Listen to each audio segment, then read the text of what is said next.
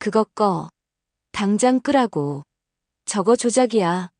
내가 저런 말을 했을 리가 없어. 저건 내 목소리가 아니야.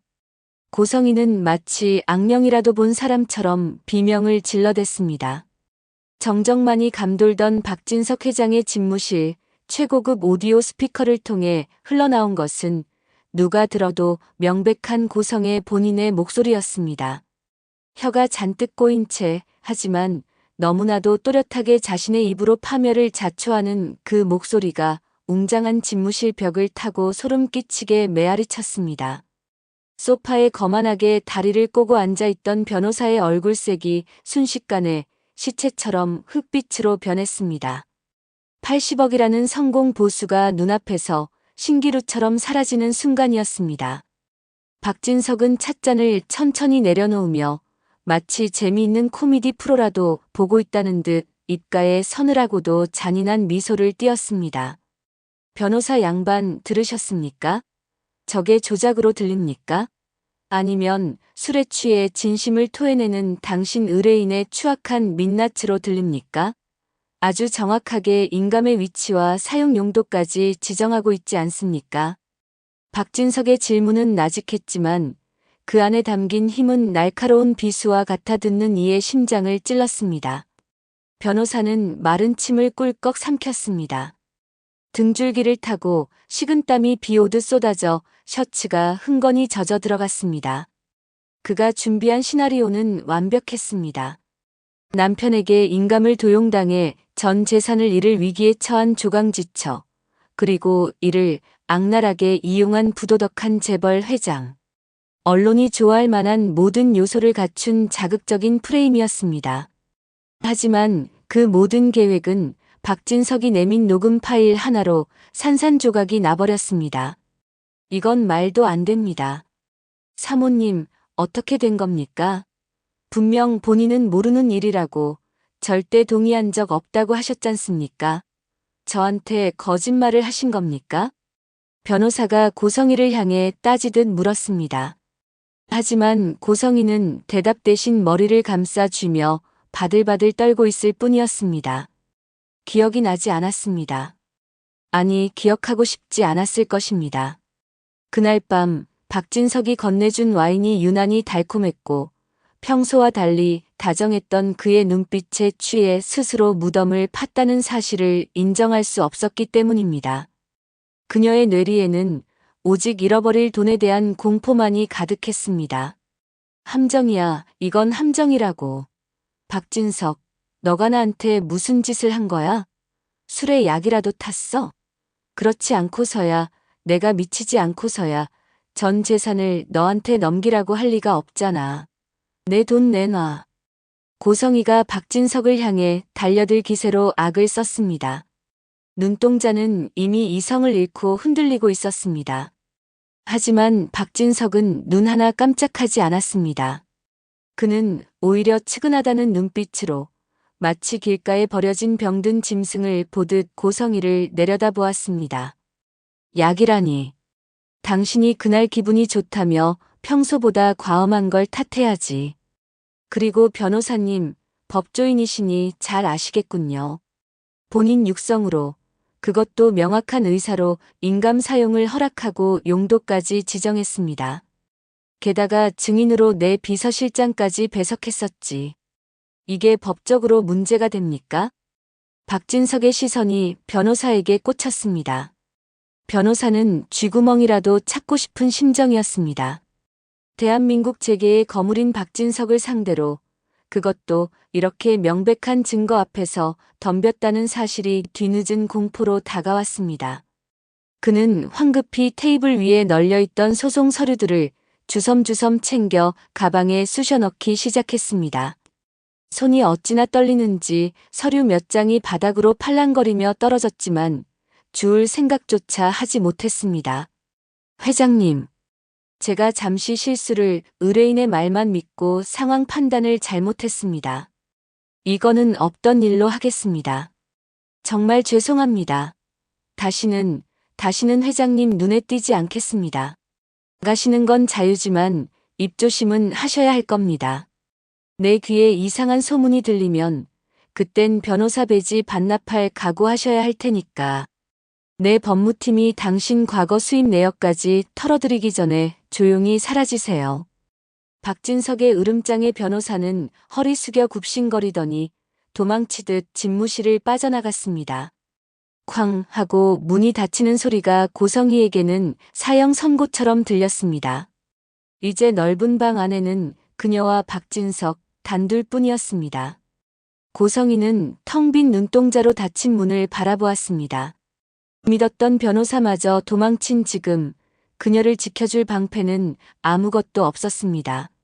그녀는 세상에 홀로 발가벗겨진 기분이었습니다. 자, 방해꾼도 사라졌으니 우리 부부끼리 오붓하게 이야기를 마저 해볼까? 박진석이 천천히 몸을 일으켜 고성희에게 다가왔습니다. 그의 그림자가 고성희의 위로 길게 드리워졌습니다. 고성희는 본능적으로 뒷걸음질 쳤지만 등 뒤는 차가운 통유리 창뿐이었습니다. 창밖의 화려한 도시 불빛이 그녀의 처참한 몰골을 비추고 있었습니다. 돈 내놔 내 돈, 내 건물 다 돌려줘. 너가 가져갈 자격 없어. 고성희는 짐승처럼 으르렁거렸지만 그 목소리에는 힘이 없었습니다. 박진석은 픽 웃음을 터뜨리며 주머니에서 휴대폰을 꺼내 무언가를 검색하는 척했습니다. 돈이라. 당신이 좋은 일에 쓰라고 해서 내가 아주 기가 막힌 곳에 기부했지. 영수증 보여줘. 세금 혜택도 못 받고 전액 기부했어. 당신 이름으로. 거짓말, 거짓말 마. 너가 그 돈을 기부했을 리가 없어. 너 같은 장사꾼이 생돈을 날렸을 리가 없다고. 어디다 빼돌렸어? 차명 계좌에 넣었지? 다 알아, 내놔. 보육원. 박진석의 입에서 나온 그 단어는 고성희의 사고 회로를 완전히 정지시켰습니다. 고성희의 눈동자가 지진이 난 듯 격렬하게 흔들렸습니다. 숨이 턱 막혀왔습니다. 보육원. 그곳은 고성희가 지옥보다 더 끔찍하게 여기는 장소였습니다.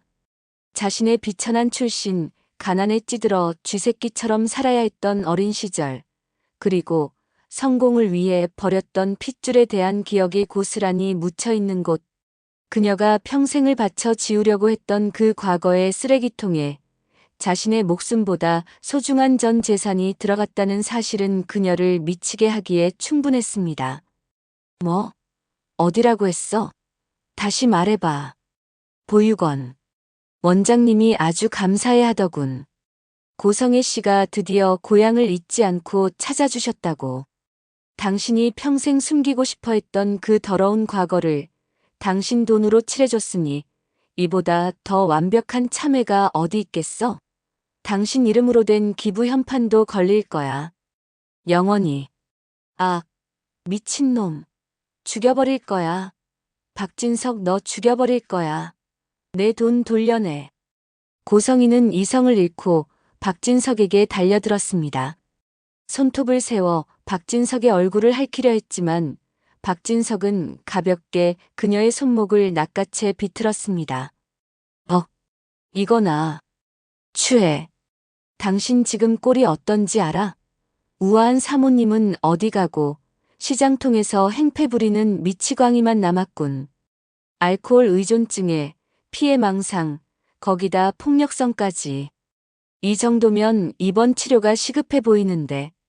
박진석의 눈빛이 싸늘하게 빛났습니다. 입원.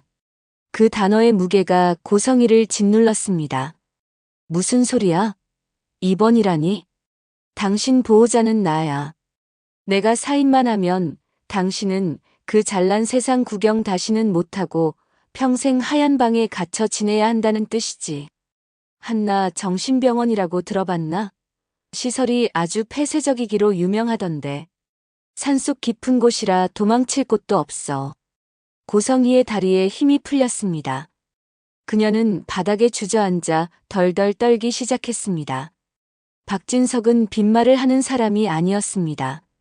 그는 그녀를 철저히 파괴하기 위해 오랜 시간 칼을 갈아왔던 것입니다. 나가.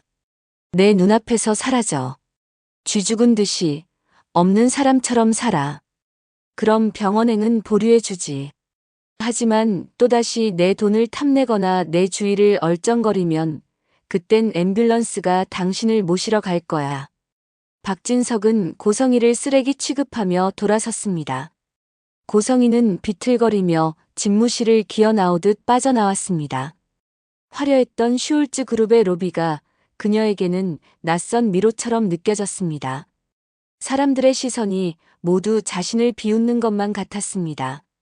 그날 밤 도심의 허름한 모텔방. 곰팡이 냄새가 진동하는 좁은 방구석에 고성희가 쭈그리고 앉아 있었습니다. 그녀의 곁에는 다 비워진 소주병들이 뒹굴고 있었습니다. 으아악, 내 돈, 내 80억. 그게 어떤 돈인데. 고성희는 벽을 주먹으로 내리치며 울부짖었습니다. 손등이 까져 피가 흘렀지만 통증조차 느껴지지 않았습니다. 머릿속에는 오직 잃어버린 돈에 대한 집착만이 가득했습니다. 박진석에게 당했다는 분노, 자신의 과거가 까발려졌다는 수치심, 그리고 당장 내일 밥 사 먹을 돈조차 없다는 현실적인 공포가 뒤섞여 그녀의 뇌를 갉아먹고 있었습니다. 한편 같은 시각 이지혁은 지은호에게 애써 숨겨왔던 본인의 상태를 힘겹게 이야기하고 있었습니다. 지은호는 충격으로 놀란 가슴을 진정시키며 파리해진 이지혁의 얼굴을 바라보았습니다. 선배, 그게 정말이야? 심장이 그렇다는 게. 하지만 대답을 하려던 순간 갑자기 지혁의 상태가 급변했습니다. 그는 거친 숨을 몰아쉬며 가슴을 움켜쥐고 고꾸라졌습니다. 쥐어짜는 듯한 고통으로 일그러진 얼굴, 터질 듯한 심장 박동이 그의 온몸을 지배하고 있었습니다. 식은땀이 순식간에 그의 얼굴을 뒤덮었습니다. 선배, 왜 그래요? 지혁 선배. 지은호가 다급하게 쓰러지는 지혁을 부축했지만 지혁은 고통 속에서도 그녀의 손길을 뿌리치려 애썼습니다. 자신의 추한 모습을, 죽어가는 모습을 보여주고 싶지 않은 마지막 자존심이었습니다. 오지 마. 가까이 오지 마. 보지 마. 무슨 소리예요? 식은땀 좀 봐. 이대로는 안 돼요. 병원 가요, 어서. 미안해. 끝까지 숨기고 싶었는데 언제 멈출지 모르는 고장난 심장이라서 너를 힘들게 하고 싶지 않았어. 바보, 진짜 바보 멍청이. 혼자 아프면 다해요? 나한테 말을 했어야죠. 내가 그것도 감당 못할 줄 알았어요? 지은호는 오열하며 바닥에 쓰러진 지혁을 끌어안았습니다. 지혁의 가슴에서 불규칙하게 마치 금방이라도 끊어질 듯 위태롭게 뛰는 심장 소리가 손바닥을 통해 느껴졌습니다. 그것은 마치 바람 앞의 촛불처럼 위태로웠지만 동시에 지은호를 향한 사랑으로 뜨겁게 타오르고 있었습니다. 그때 지혁이 갑자기 가슴을 강하게 부여잡으며 경련을 일으키더니 의식을 잃었습니다. 선배, 정신 차려요. 눈 좀 떠봐요. 제발. 119. 빨리 119 불러요. 여기 사람 죽어요. 지은호의 처절한 절규가 방 안을 가득 메웠습니다. 다시 시점은 거리로 바뀝니다. 건물 밖으로 쫓겨난 고성희는 미친 사람처럼 도로 위를 헤매고 있었습니다. 신발 한 짝은 어디서 잃어버렸는지 맨발이었고 스타킹은 찢겨나가 피가 맺혀 있었습니다. 지나가는 사람들의 경멸 어린 시선 따위는 중요하지 않았습니다. 그녀의 머릿속은 오직 박진석 회장에 대한 증오와 잃어버린 돈을 되찾아야 한다는 망상으로 가득 차 있었습니다. 박진석, 지은호. 다 죽여버릴 거야. 내 돈 내놔. 내 돈 돌려내. 그때 멀리서 날카로운 사이렌 소리가 들려왔습니다. 슈울츠 그룹 사옥 근처 도로변에 하얀 승합차 한 대가 급정거하며 멈춰 섰습니다. 차 문에는 한나 정신병원이라는 글자가 선명하게 박혀 있었습니다. 박진석 회장이 경고했던 바로 그 사람들이었습니다. 차에서 건장한 남자들이 내리자 고성희는 본능적인 공포를 느꼈습니다. 그것은 죽음보다 더한 공포였습니다. 고성애 씨 되십니까?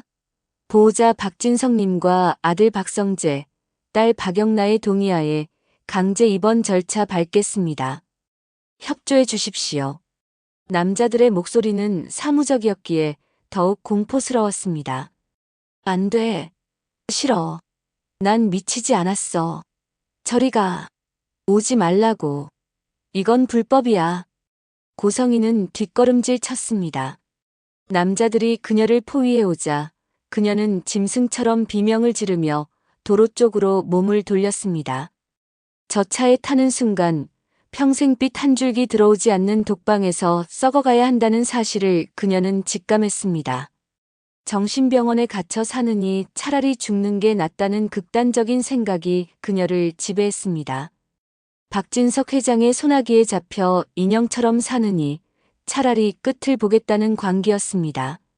비켜. 다 비키라고. 나 안 가. 절대 안 가. 고성이가 차도로 뛰어들었습니다. 질주하던 차들이 경적을 울리며 급하게 핸들을 꺾었습니다. 끼익 쾅. 타이어 타는 냄새와 요란한 소음이 도로를 메웠습니다. 하지만 고성이는 멈추지 않았습니다. 그녀는 반대편 차선을 향해 마치 불빛을 보고 뛰어드는 나방처럼 무작정 달렸습니다. 그 순간 8차선 도로의 어둠 속에서 거대한 트럭 한 대가 신호를 무시하고 무서운 속도로 달려오고 있었습니다. 트럭 운전자가 고성이를 발견하고 급하게 브레이크를 밟았지만 이미 물리적으로 멈추기엔 늦은 상황이었습니다. 눈부신 헤드라이트 불빛이 고성이의 공포에 질린 얼굴을 하얗게 아주 적나라하게 비쳤습니다. 시간이 멈춘 듯한 그 짧은 찰나 고성이의 입술이 달싹거렸습니다. 아, 내 돈. 마지막 죽음의 순간까지 그녀가 떠올린 것은 딸의 얼굴도 자신의 삶에 대한 회한도 아니었습니다. 오직 돈. 그 지독하고 끔찍한 탐욕이 그녀의 마지막을 장식했습니다. 쾅! 둔탁하고 끔찍한 충돌음과 함께 고성이의 몸이 허공으로 인형처럼 붕 떠올랐다가 차가운 아스팔트 바닥으로 곤두탁질 쳤습니다. 머리에서 쏟아진 붉은 피가 검은 도로 위로 빠르게 퍼져나갔습니다. 그녀를 잡으러 왔던 정신병원 직원들이 멍하니 그 처참한 광경을 바라보았고 주변은 순식간에 비명과 경적 소리로 아수라장이 되었습니다. 잠시 후 119 구급차 2대가 요란한 사이렌 소리를 울리며 연달아 병원 응급실로 들어왔습니다. 앞선 차에는 심정지 상태로 실려온 이지혁이, 뒤따라온 차에는 두개골이 함몰된 채 실려온 고성이가 타고 있었습니다. 잔혹한 운명의 장난처럼 평생을 서로 미워하고 원망했던 모녀와 그 연인은 나란히 생사의 갈림길에서 같은 병원 응급실로 들어오게 된 것입니다. 응급실 복도는 비명과 의료진의 다급한 외침, 기계음으로 가득 찼습니다. 지은호는 영혼이 빠져나간 듯 창백해진 얼굴로 이지혁이 들어간 수술실 앞을 지키고 있었습니다. 지혁의 심장은 이미 멈추기 직전이었습니다. 잠시 후 수술복을 입은 의사가 나와 고개를 저으며 절망적인 소식을 전했습니다. 이지혁 환자분, 심장 기능이 거의 정지했습니다. 약물로는 더 이상 버틸 수 없습니다. 당장 심장 이식이 아니면 오늘 밤을 넘기기 힘듭니다. 하지만 지금 당장 맞는 기증자가 없습니다. 마음의 준비를 하셔야 할 것 같습니다. 지은호는 그 자리에 주저앉아 오열했습니다. 하늘이 무너지고 땅이 꺼지는 것 같았습니다. 사랑하는 사람을 이렇게 허무하게 보낼 수는 없었습니다. 제발요. 선생님, 제발 살려주세요. 뭐든 할게요. 제 심장이라도 꺼내주세요. 제발. 그때 반대편 수술실에서 다른 의사가 급하게 뛰어나왔습니다. 그는 차트를 들고 난감하면서도 믿기지 않는다는 표정을 짓고 있었습니다. 고성의 환자분 보호자분 안 계십니까? 고성이님 보호자분. 지은호는 젖은 눈으로 고개를 들었습니다. 익숙하고도 끔찍한 이름. 고성이. 제가 친딸입니다. 의사는 지은호를 보며 무겁게 입을 열었습니다. 유감입니다만 고성의 환자분은 사고 당시의 충격으로 뇌사 판정을 받으셨습니다. 뇌 기능이 완전히 정지했고 자가 호흡도 불가능합니다. 회복 가능성은 0%입니다. 하지만 의사가 잠시 말을 멈추더니 떨리는 목소리로 말을 이었습니다. 하지만 심장은 아직 뛰고 있습니다. 아주 건강하게요. 그리고 우연의 일치라고 하기엔 기적 같습니다만 방금 뇌사 판정을 받은 고성의 환자분의 조직형과 혈액형이 지금 위독하신 이 지역 환자분과 완벽하게 일치합니다. 순간 지은호의 머릿속에 번개 같은 생각이 스쳤습니다. 뇌사 상태인 생모. 그리고 심장이식이 아니면 죽는 연인. 의사의 말은 지은호에게 잔인한 선택을 강요하고 있었습니다. 평생 자신을 괴롭히고 착취하려 했던 엄마의 심장이 자신이 가장 사랑하는 남자를 살릴 수 있는 유일한 열쇠라니. 이것은 신이 내린 구원일까요? 아니면 마지막 형벌일까요? 그때 복도 저편에서 박진석 회장의 비서실장이 급하게 다가왔습니다. 그는 품에서 서류 한 장을 꺼내 내밀었습니다. 박진석 회장은 이미 모든 상황을 파악하고 있었던 것입니다. 회장님께서는 이미 보고받으셨습니다. 고성애 씨의 법적 보호자로서 장기 기증에 동의하신다는 서류입니다. 이미 아들 박성재와 딸 박영나의 서명까지 모두 받아두셨습니다. 회장님께서는 이것이 고성애 씨가 세상에 남길 수 있는 마지막 속죄라고 하셨습니다. 다만 박진석 회장님께서 고성애 사모님이 배 아파 나으신 지은호 씨에게 마지막 동의를 받아 오라고 하셨습니다. 지은호 씨의 결정에 달렸습니다. 지은호는 떨리는 손으로 서류를 받아들었습니다. 종이 한 장의 무게가 천근만근처럼 느껴졌습니다. 수술실 안에는 기계에 의존해 겨우 숨만 쉬고 있는 껍데기뿐인 고성희와 당장이라도 숨이 끊어질 듯한 이지혁이 나란히 누워 있었습니다. 지은호는 눈물을 닦으며 펜을 들었습니다. 손끝이 하얗게 질렸습니다. 엄마, 평생 나한테 뺏어가기만 했잖아. 사랑도 행복도 다 가져갔잖아. 마지막으로 딱 한 번만 엄마 노릇해줘. 그 심장, 이 사람한테 주고 가. 그게 당신이 지은 죄 씻는 유일한 길이야. 지은호의 손끝에서 서명이 이루어졌습니다. 사각거리는 펜 소리가 응급실 복도의 정막을 갈랐습니다. 그것은 엄마에 대한 복수이자 인간으로서의 용서이자 그리고 간절한 사랑의 기원이었습니다. 수술실에 불이 켜졌습니다. 수술 중이라는 붉은 글씨가 선명하게 빛났습니다. 고성희의 가슴에서 평생을 멈추지 않는 탐욕으로 뛰었던 그 붉은 심장이 적출되었습니다. 그리고 그 심장은 이제 오직 사랑만을 위해 뛰었던 이지혁의 가슴 속으로 옮겨졌습니다. 6시간에 걸친 대수술. 밖에서 기다리는 지은호에게는 60년 같은 고통의 시간이었습니다. 새벽녘이 되어서야 수술실 문이 열리고 땀범벅이 된 집도이가 나왔습니다. 피로한 기색이 역력했지만 그의 입가에는 옅은 미소가 걸려 있었습니다. 수술은 대성공입니다. 거부 반응도 전혀 없습니다. 이식된 심장이 아주 힘차게 뛰고 있습니다. 마치 원래 제 주인을 찾은 것처럼 말입니다. 지은호는 그 자리에 주저앉아 엉엉 울음을 터뜨렸습니다. 안도감과 슬픔, 그리고 말로 표현할 수 없는 복잡한 감정이 뒤섞인 눈물이었습니다. 며칠 뒤 중환자실. 온갖 기계 장치에 둘러싸인 이지혁이 천천히 눈을 떴습니다. 흐릿한 시야 사이로 자신을 바라보며 밤새 기도하고 있던 지은호의 얼굴이 보였습니다. 은호야. 선배. 정신이 들어요? 나 알아보겠어요? 내 목소리 들려요? 지혁은 가슴에 손을 얹었습니다. 쿵, 쿵, 쿵. 전과는 비교할 수 없을 만큼 강하고 힘찬 박동이 손바닥을 때렸습니다. 그는 본능적으로 알 수 있었습니다. 이 심장이 누구의 것인지, 그리고 지은호가 자신을 살리기 위해 얼마나 고통스러운 결정을 내렸는지. 뜨거운 눈물이 그의 눈가를 타고 흘러내렸습니다.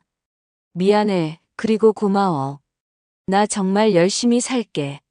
이 심장으로 너의 친어머니 목까지 아니, 너를 위해서 남은 생을 다 바쳐서 사랑할게.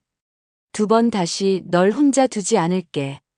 지은호는 지역의 가슴에 얼굴을 묻었습니다.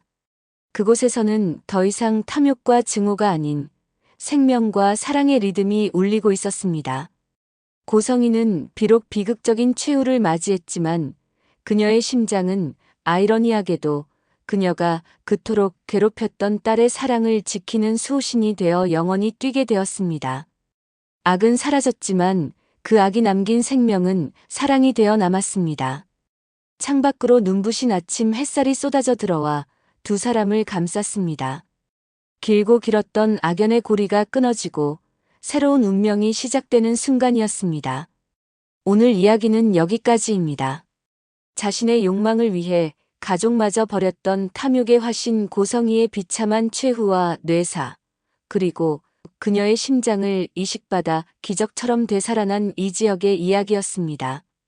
충격적이면서도 묘한 카타르시스를 주는 정말 드라마보다 더 드라마 같은 결말이었는데요.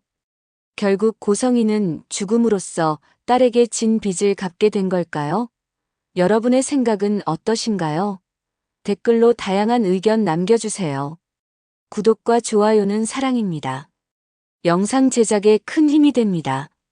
감사합니다.